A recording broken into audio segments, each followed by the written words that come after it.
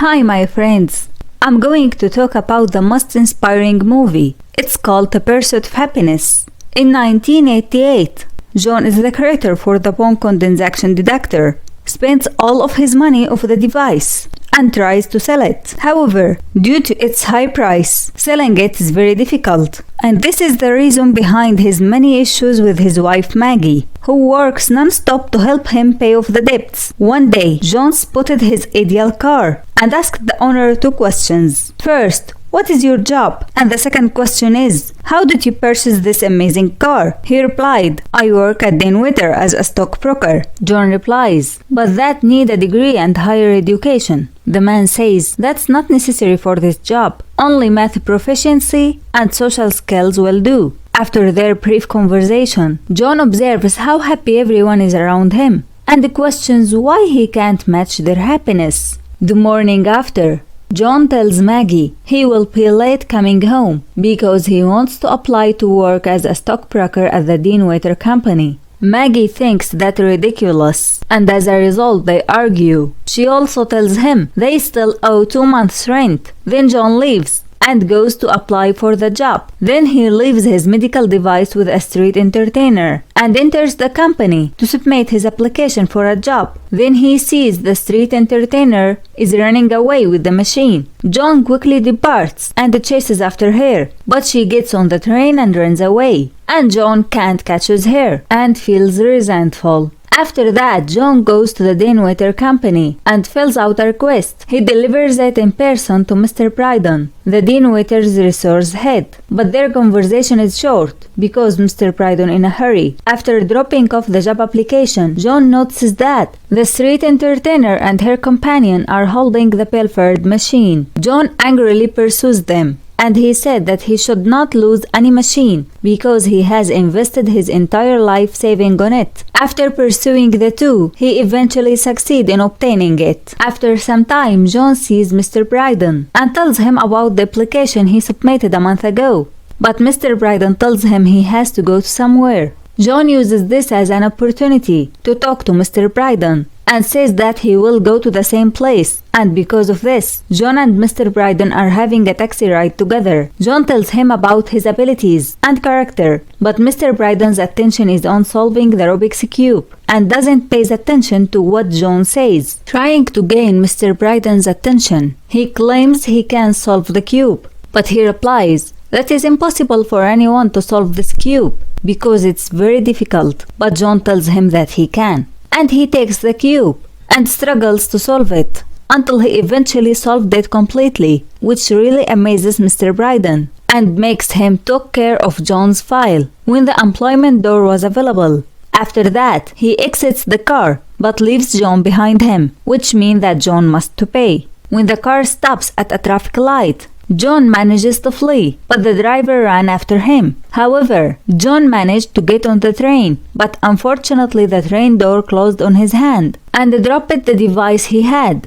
and he felt angry and resentful. And also because of this trip, John was late to go to his son's nursery, as he agreed with his wife Maggie, who was always late for her work because of him. Maggie became so irate with him that she took their son Clover and she leaves the house. During all of this trying time, he received a call from Dinwiddie informing him that he had a job meeting with them and they give him the details. The following day, he informs his wife Maggie that Clover would stay with him and will bring him home, and they fight together and Maggie cries a lot and leaves him. Due to his late written payment, John gets into a fight with the house owner, who threatens to fire him if he doesn't pay. John responds that he will bend the house and stay at home for just 1 week, but regrettably the police show up and arrests him due to his numerous debts, which may cause to miss his interview work at Dinwiddie company. And the next day, he signs a pledge and runs fast to try to catch the interview date on time, but wears his prison clothes, which he wore when he painted the house, trying to persuade them that he is very competent for this work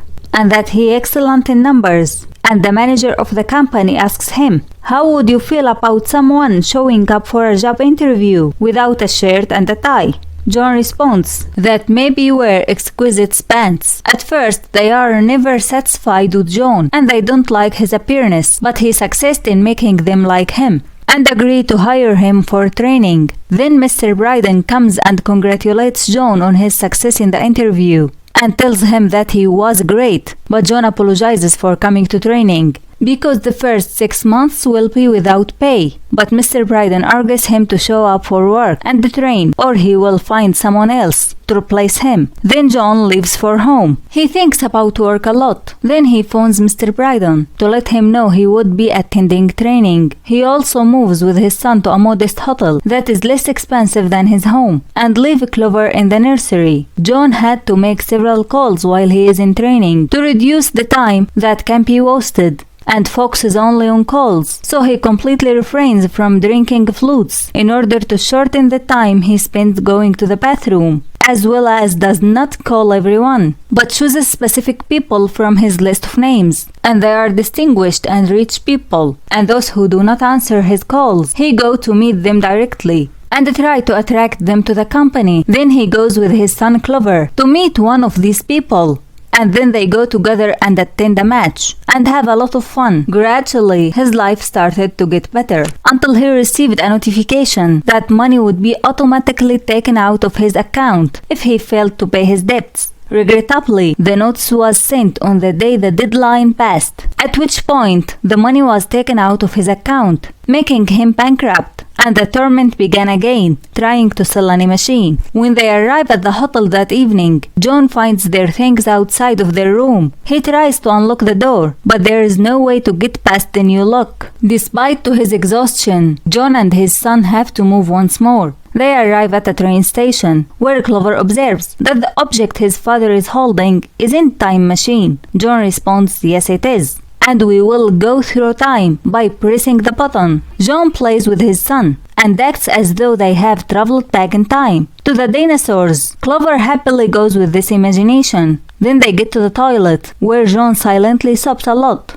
while his son is sleeping, and this would be among the movie's most depressing moments. After that, they proceed to another homeless shelter. John tells us that he learns how to end conversation with the clients because he and his son have to arrive at homeless shelter early. Later, we see John and his son attending a mass within the shelter, and John studies for his internship exam the next day, which he passes it successfully, and then he managed to sell the device, earning them just enough money to stay in a hotel. After that, the father and the son go to the beach to escape the harsh atmosphere of the city. And then we see John inside the bathroom, and Mr. Bryden congratulates John on his final day of work and securing many clients. Later, John gets called to administration, informing him that he has been given a full-time job. John struggles to hold back tears as he leaves the building, narrating that this part of his life is called happiness. He then goes straight to his son in the nursery and gives him a big hug.